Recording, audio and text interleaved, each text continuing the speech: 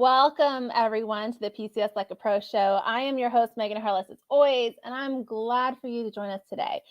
You're seeing us on Thursday instead of yesterday, our normally scheduled time as we had planned. We had a few little issues that happened yesterday that we had to take care of and unfortunately missed our normal time. We got a great show lined up for you today. Before we jump into that here with our guests, I just want to remind everybody, because we have some questions coming up a lot in the group about PCSing and doing PPMs and moving before you get your orders. Like, can you move and then just go back and submit your receipts to get paid for that? And the answer is no. You have to have your hard orders first. You have to have things set up in DPS if you want it to be reimbursed. So any movement that happens prior to receiving your official orders, unfortunately, does not get reimbursed and paid for. So you need to make sure you've got those hard orders. That is step one. You can't do anything without that unless you're willing to pay out of pocket, take that loss. You can always file the expense on your taxes, but you won't be paid for it. So just a good reminder there for everyone. So we're going to jump into today because I'm really excited. I want to take the time to make sure we get through all the questions I have and any questions that y'all have as well. So if you have any as we go through today, talk with Monica, please feel free to drop them into the comments and we will do our best to answer what we can. So we've got Monica with us today. Welcome and thank you for joining us today, Monica. Hi, Megan. Thank you so much for having me. I really do appreciate it, and I'm really excited. Yes. Can you just take a moment and tell us a little bit about yourself? Yes, so I am a military spouse of over 9 years. We have PCS together 5 different times with an OCONUS thrown in there.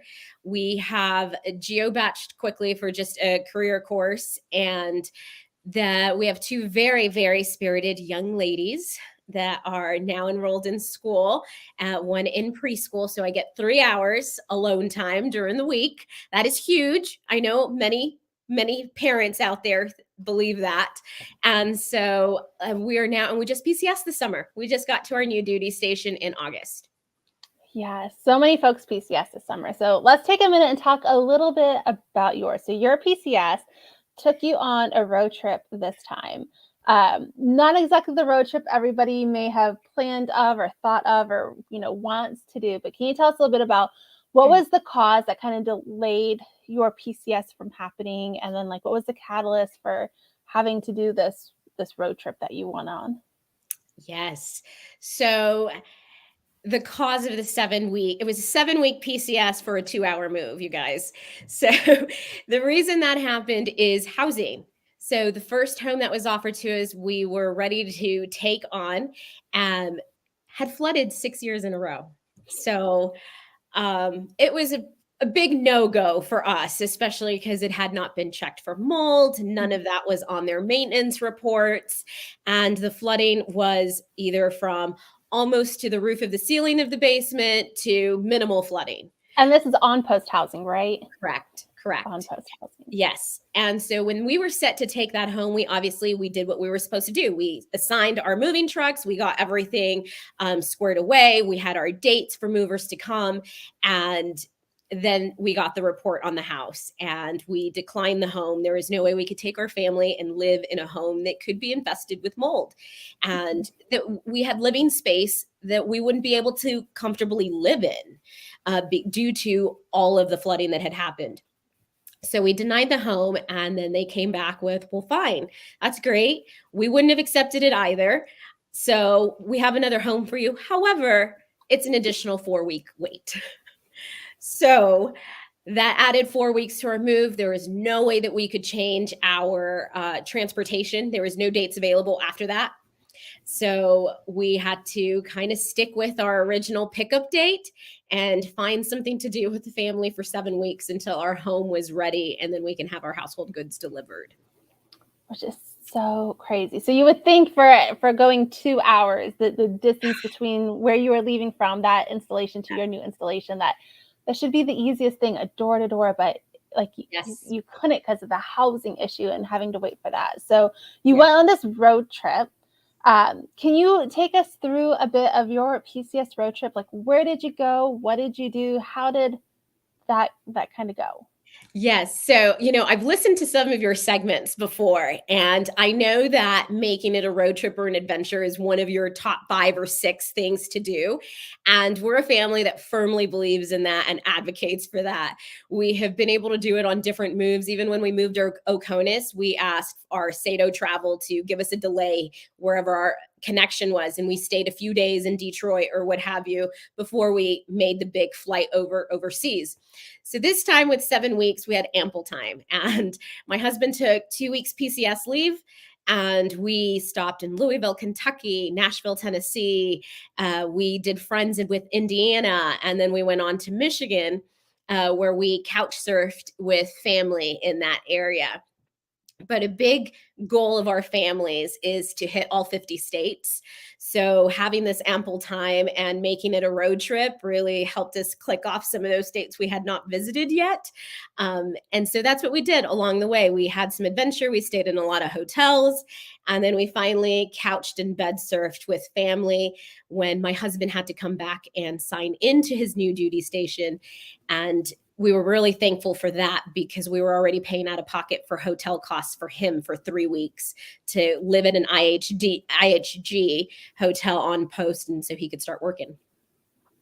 Yeah, no, it's good when we have those friends and that family where we can kind of that welcome us in with our mess and everything with open arms. And it's just like, of course, like bring everything and everyone, like we want you here. I think that's one of the greatest things about our community and the experience Yes. that we get to have within this lifestyle is that we meet friends that become family and we scatter, and then we meet new friends that become family, and then when we have to go somewhere or do something, we've got that military family everywhere that we can lean on and we can help with, which I think Yes, is just Megan. On that note, it's exactly what we did. It was really amazing and beautiful when you sit back mhm, and you think about we stayed. So on the journey back, my husband was already at our new duty station mhm. solo, right? And we stayed with family. And on our way back, I made the 3-day road trip with my 2 heathen children. It was a 3-day road trip all the way back from Michigan back to Kansas. And I stopped at a friend's house that I haven't seen since the day of our wedding. Like, it was a lifelong friend, the friends that you kind of pick up the phone, even though you haven't chatted in a year or two. And you were just instantly back into it. And it was the same thing. I was like, hey, Faith, I am driving through Chicago. Do you want to see me after 10 years? And she's like, oh my gosh, I'll have the house ready. I'll have everything ready. She got to meet my kids for the very first time. I got to meet hers.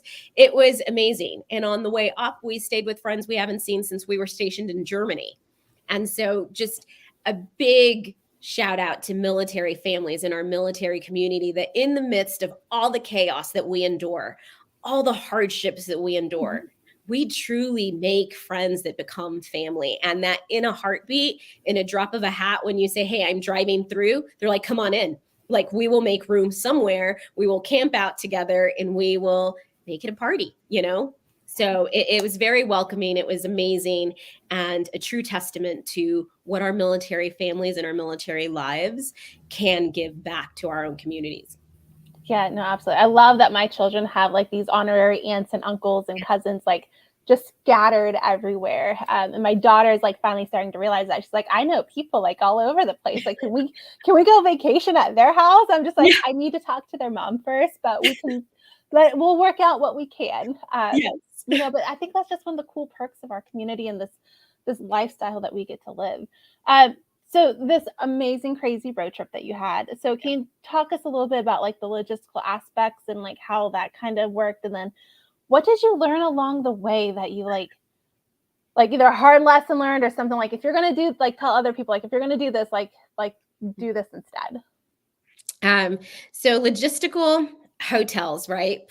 Pre-planning our road trip, where are we going to go? For us, we had the luxury at the beginning that my husband was going to be with us. So we had just 2 parents to each child, 1 parent to each child.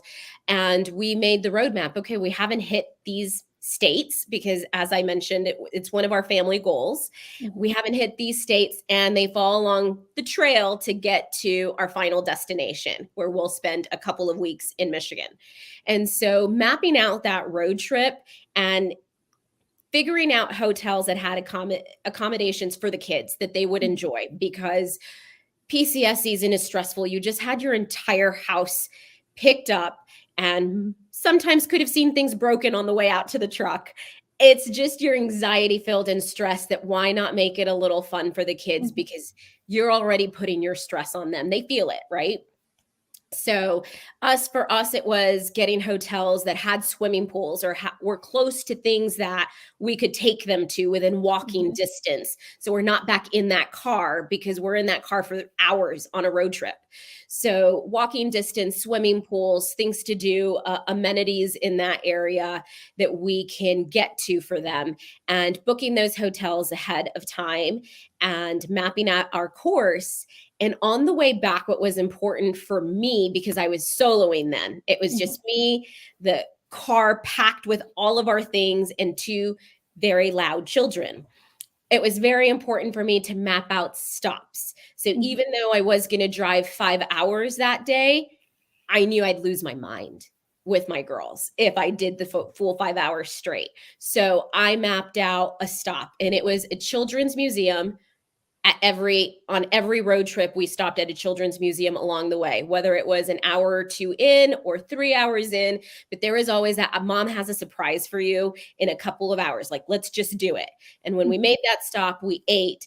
And the other thing for me that I absolutely loved, and I seen on Pinterest or something, but I got a really cheap $4 tackle box, like to put fishing lures and all that in. Mhm. I spaced out the dividers. We went to Target before we started our solo girls trip back, let everyone pick out snacks, and I filled those tackle boxes with snacks. And once we got to a point where they were starting to get antsy, I didn't give it to them as soon as we left the driveway, because Mhm. then it'd be all done. So we waited about an hour till they started getting antsy, and then I passed those fishing boxes out, and they loved it. Even the toddler did not spill them because it had her favorite treats in them. Mhm. So that was a big bonus for me. I will definitely do that on every road trip now. And the stops, I think, especially if you are a spouse that's doing the road trip solo, figure out those spots to give yourself a mental break, because it's hard enough. You're navigating through many states, different speeds, traffic, Mhm. and then you have very loud children in the back who always want something or are bickering and fighting. So not only is it a break for them to stretch their legs and to do something, but it is a break for you as the parent who is driving, just a mental shutdown of like, okay, let's regroup, let's get this together, and then get back on the car. Yeah, no, absolutely. And definitely some good lessons there for everybody. Planning your trips and then the hotels with a swimming pool, like that has been a huge thing for our family as well. And planning our PCSs or just even our vacations in general when we have to drive is does the hotel have a pool? Does it have something where after dinner we can go down there for an hour, hour and a half, let the kids burn some energy, play before hitting the sack and going to bed. And then I love the idea of the tackle box. Like that is absolutely a genius thing to do. I have seen that on Pinterest or Facebook or something as well too. Yeah. I'm just like, oh, that's great. My kids are older; they could care less about snacks. Like they want, like the Pepsi and maybe a bag of chips. Like I'm just like, why can't you be little again? Let me do these Pinterest things. I try to do things and they're just like, what is this, mom? So enjoy it while you got little ones, y'all. Enjoy it. But no, that's such a great idea. Um, so after going through this amazing PCS road trip, would you do it again? Loaded question.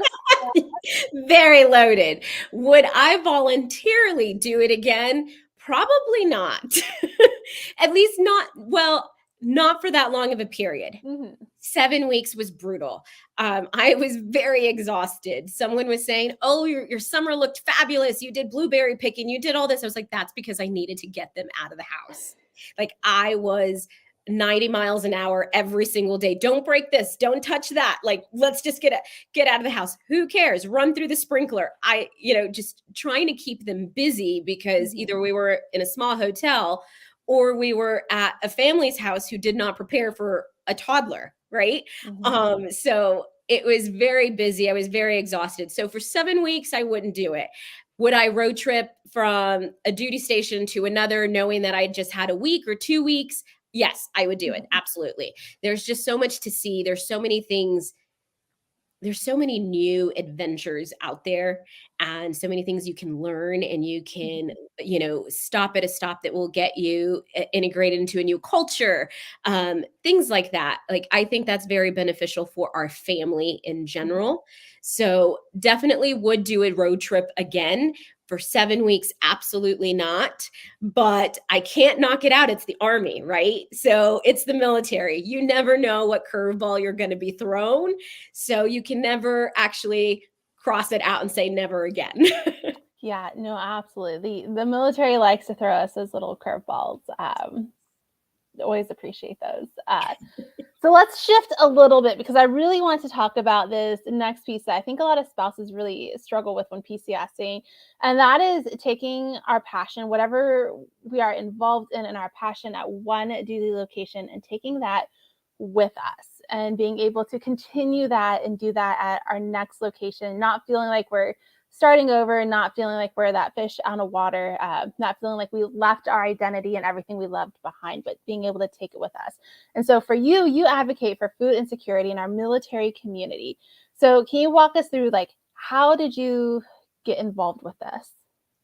Yes. So, first and foremost, yes, as a military spouse, I feel like carrying our passions, our careers, our education, our livelihood every 2 to 3 years and shifting it is so hard. It is so hard.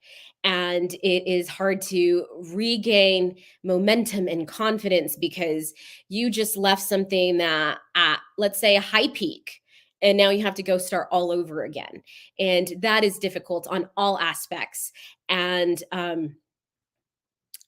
it's just difficult. There's really no other words to say with that. And yes, I do advocate a lot for our military families who are underprivileged, underserved. My big focus is food insecurity. That is what I have honed into. It's my work started off at our previous duty station. Like I mentioned, we just PCS this summer. So it started off at our previous duty station, doing everything from, because if a family, just a side note, if a family doesn't have funds to supply adequate nutritious food to their families and their children, they don't have funds to buy the $200 back to school list of supplies. They don't have the funds to put in some extra gifts under the Christmas tree. They don't have the funds to adequately supply them with proper shoes and socks and coats for the winter. So a lot of my work was either starting initiatives for those programs or highlighting existing nonprofit programs that do that work. And so highlighting them brought so much more awareness to the community because, as we know, sometimes what we lack is the knowledge of resources. So highlighting those nonprofits and bringing them closer into the community and getting them involved with projects was really a beautiful community coming together and shedding a light on how everyone can work together. And so that was a big push for mine at our prior installation. I did start emergency care baskets out of my garage to help military families put food on the table. And my passion really zoned into that because military families should not be facing food insecurity. They are families that are putting their lives on the line. They're constantly on rotation, TDY, for our country. There are families who are being uprooted from the small roots they just put down 2 years ago and being told you have to move to this next duty station. It's not, I volunteer to do it, I'm super excited. It's, no, you have to move. And they can't put food on the Mhm. table. That should not be happening. So I did zone in and hone in on that aspect. And I have been able to carry that passion with me because it was PCS season when I moved. And I could not turn a blind eye to everything I kept reading and seeing. And then on top of that, I had an amazing community of friends and other military spouses who were like, we're not going to let you forget the work that you've been doing, and you need to continue this because it's something that is needed. And I want to help you. I want to volunteer with you. I want to learn from you. And so I could not, even if I wanted to, I couldn't let the passion down. So it was brought with me to our next duty station, and it has flourished.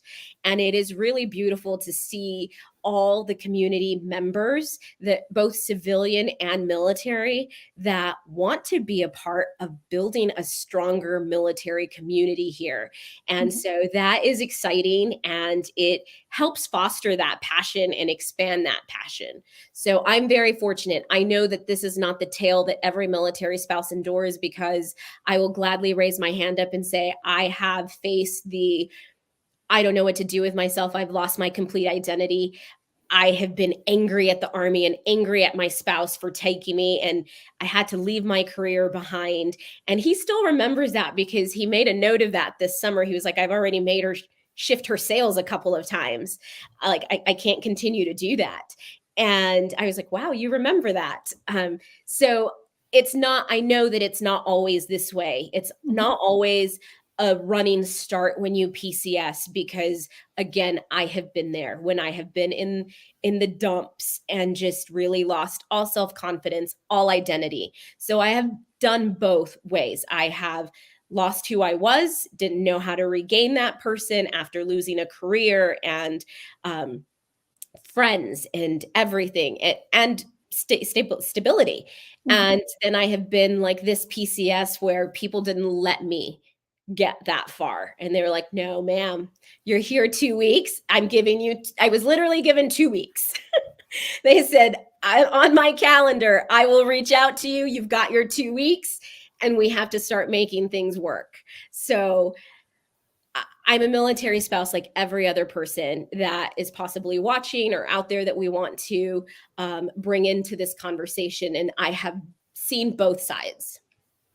Yeah, no, absolutely. The power of our community and what our community can do. And 2 weeks, I feel like, when you PCS, like 2 weeks is a good time frame to get your house unpacked and set up. And, you may have to wait on like curtains to get delivered or new picture frames ordered and then go back and hang those up. But, if you're not unpacked and ready within about 2 weeks, I mean, I feel like you're probably not going to get unpacked, and you're probably just waiting for your next set of PCS orders. So I I mean, laugh because I get it. There's always those boxes that linger, and you keep saying next week, and then in 3 years or 2 years, you're like, oh, it never got opened. you're arriving to your next duty station, and you're just like, what's in this box? Did we not open this? Like, it was one that was shoved to the back of the closet, and you forgot about it. Yeah. So if you're watching and you're planning a PCS, or you're unpacking from your PCS, please unpack every single box you have. At least cut it open, take a look at what's in there, make sure nothing's damaged, make sure it is your box, make sure it's not, something else that you're looking for, because we see it a lot of times in the groups, like, I can't find this, like all my boxes showed up, I can't find this. And it's like, did you open every box? Because it's usually your tools will get packed with your Christmas items, or that pair of shoes you're looking for is probably, I don't know, in one of your kids' toy boxes. It just happens sometimes, like it's Christmas opening, unpacking. So just unpack everything, take a look inside, then you can shove it to the back of your closet. Yes. But yeah, just the power of our community and coming together to rally around people to support them. Especially when we see that the things that they are doing are these important things that need to be done. We know food insecurity isn't always the most prettiest thing to talk about or discuss or to want to advocate for, but knowing the impact that it's going to make, knowing the changes and the people you're helping within our community, I think it makes it easy for people to step in and support and say like, yes, look at all this that you did at your previous location. Like, we're not just going to let you take a knee now. Like, you need to continue it here. And it's definitely needed. And you're the person for it. And so it's exciting to kind of see how that all kind of works together and comes together for that. So 2 questions that I like to ask every military spouse that I have on the show. So the first one is, do you have a favorite duty station, and why was it your favorite? Okay. So I have 2 for different reasons. Let's hear them. So we have always said, as a family, we have always said that Hohenfels, Germany is our absolute favorite Mhm, duty station. My husband went back there on a rotation like 2.5 years ago, 3 years ago, actually, right after we had our youngest. Two mhm. days after I had her emergency C-section, he left. Of And course. so, yes, good old army, right? So he left and he was in Europe for a little over a month, and he was in Hohenfels, and he texts me saying on WhatsApp or what have you, and he texts, "It feels like home." And so unilaterally in our home, Hohenfels is what felt like home. It was a very small community. It is a training location for a lot of Mhm, NATO countries and US as well to go and train. But it really, and that is actually when I arrived there, that is where I lost my complete identity. I was lost. I had to close down businesses. I had to make a complete end to my career field because it was an Oconus move, and there's a lot of extra red tape that goes into taking a career overseas. And but there was no way I was going to let my husband go alone. We keep, and it was a beautiful opportunity, so that completely outweighed keeping my career going at the time. But I did lose my identity there, and it was rough. But I found community there, and I started hosting barbecues for new neighbors that were coming in. And I hosted weekly dinners and morning breakfasts with moms and children to paint. And we found our home. We found our place. He found what he liked with working 21 days straight with his team. And I found that fostering this community of military spouses and children coming together and having a joyous place to make the time go by was really where I needed to be, and how our family made it through. Plus, we were able to travel 47 countries while there. So it really made us happy, and it really honed into our adventurous side. So that is our favorite family duty station. mhm. Fort Riley, I have never said it was my favorite. I do not like the Kansas weather. I do not like the crazy winds. Op tempo was insane. However, never have I ever found a community like that community. Mhm.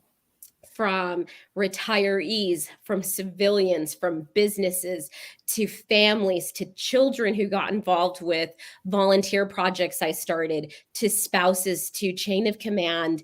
It was a beautiful community Mhm. that I have not seen at any other duty station. Granted, I just got here a month ago, so we'll see how this one goes. So far, the community has been amazing at Leavenworth. Businesses and civilian partners, retirees are all in to help. But obviously, I spent a lot of time at Riley. I was there for 3 years. So I really cannot speak highly enough of those organizations there. And so, in a different way, Mhm. Fort Riley was a very beautiful place to live in and to partake in that community. But I still stand behind, I hate that weather. And that wind knocked out our play sets. um, so it's twofold. So Mhm. Hohenfels is something that the whole family would jump at going back to, even though it's a very tiny environment. And Riley just has an unshakable community, a community that will do anything for its service members and its families. No, I love hearing the reasons for both of those Yeah, locations, and knowing you, that kind of both of them make sense for you, and I love yeah. hearing that. The last question I like to ask everybody is, do you have a piece of advice that you would want to pass on to others? Okay. A piece of advice would be that jump in, jump in and volunteer. I have been the person who has waited a year or two to actually jump in and find my footing or find a different community to get involved with. But it's also something that I have regretted, whether it is jumping into a slam workout group of military spouses getting together to work out. And it took me 6 months to finally join. And then I was like, why didn't I join sooner? Or to getting involved with the spouses club or a volunteer project or food pantry.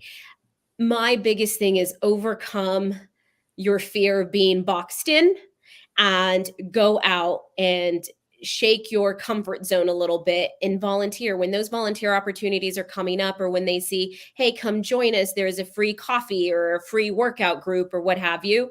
Just join in, because the power of community is so fierce and so strong that it'll drive you to build confidence, to build self-awareness, to build an even stronger community around you, whether it is joining combating food insecurity, or whether it is starting another mom's group of your own, whatever it may be. But join something, because I see it quite often where military spouses are on social media, because we are a new army, right? We are a young army, and our young army is using social media to either air grievances or ask for resources and advice.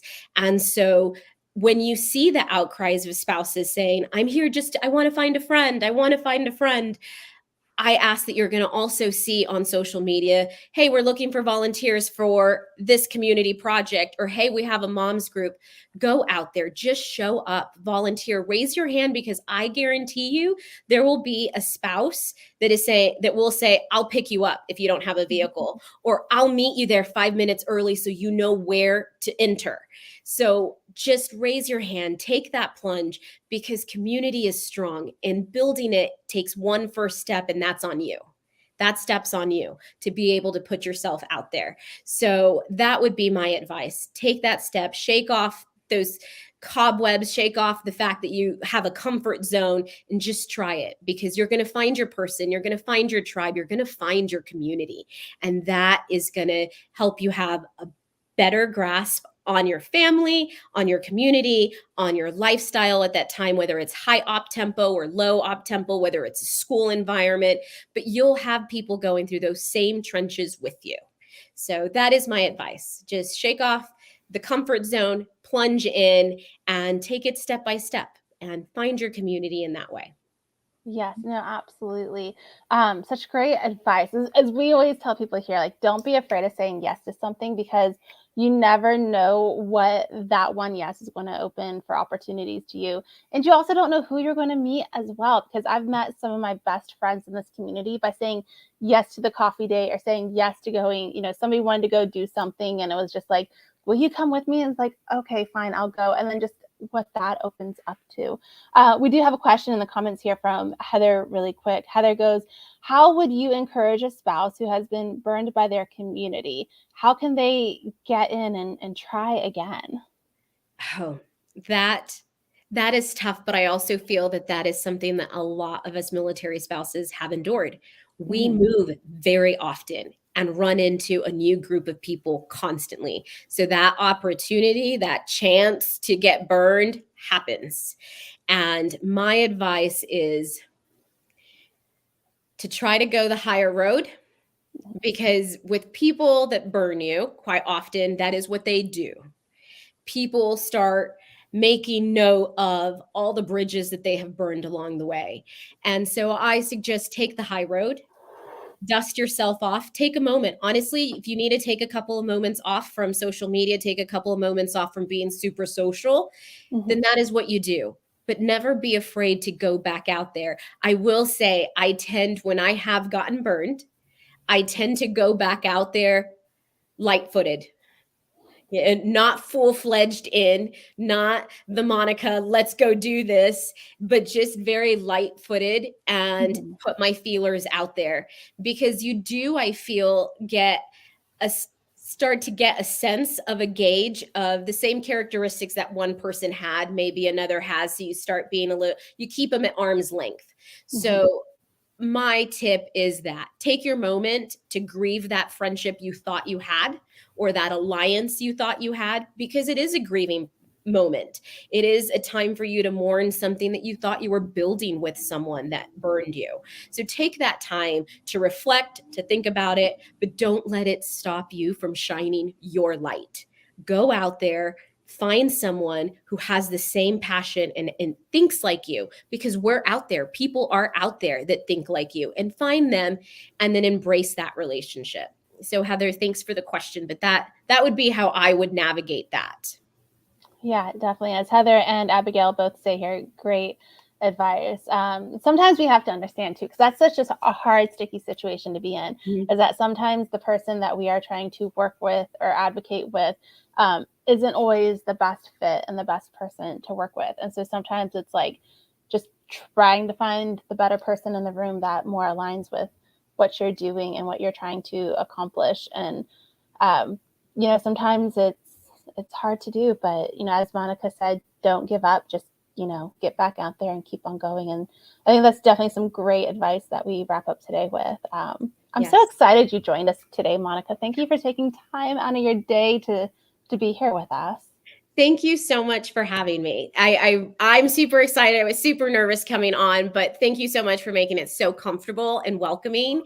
And just a tad note onto what you just said on moving forward and what I was speaking about, because to Heather, to Abby, whoever is out there and has been burned, we're also in a very odd, peculiar situation where we are military spouses and we don't have a lot of time to sit back and wait for that new friend, So it is, I say, go back, go mourn, go, grieve the fact that you thought you had a buddy, an alliance, a friend, a colleague, and then don't let them stop shining. Don't let them stop you from shining. You have to get back out there, because we only have 24 months, 36 months maybe. So we don't have time on our side very often, but that doesn't mean that we cannot make an impact and we cannot build community. So I think we're so much better at those tasks than our counterparts, because we know how to embrace that time that we have. Yeah, no, absolutely. I feel like there should be, that Rihanna song that should just start playing. I should cued it, Shine Bright Like a Diamond, because that's, everybody, there's so many people in our community that's out there hitting the pavement day after day, trying to make change in their community, trying to fix something, trying to better something, and sometimes we have those naysayers and those no-do-gooders and those just Debbie Downers that just, like, why are you trying to be so happy and make such positive change? Like, why can't you just be content with whatever it is now? And just be like, no, I will go shine bright like a diamond and blind you with every goodness that comes from this. So no, absolutely. Thank you, everybody, for joining us today, for tuning in. Join us next week. We'll be back on our normal day, promise you. Pending Army military life curveballs, Murphy, because we know that loves to happen as well. But join us next week. We're going to be sitting down talking with Veronice from MSAN and talking about what they're doing, talking about the new PCS course that's launching on their hub, and everything good coming from all of that. So join us next week. Enjoy the rest of your Thursday, almost Friday. Happy Friday Eve. Enjoy your weekend, and we'll see you next week. And until then, if you're going through a PCS, fingers crossed that it is smooth and easy. If you've got any issues or questions, please do not hesitate to reach out. We're more than happy to help in whatever way that we possibly can. And until then, y'all take care of each other.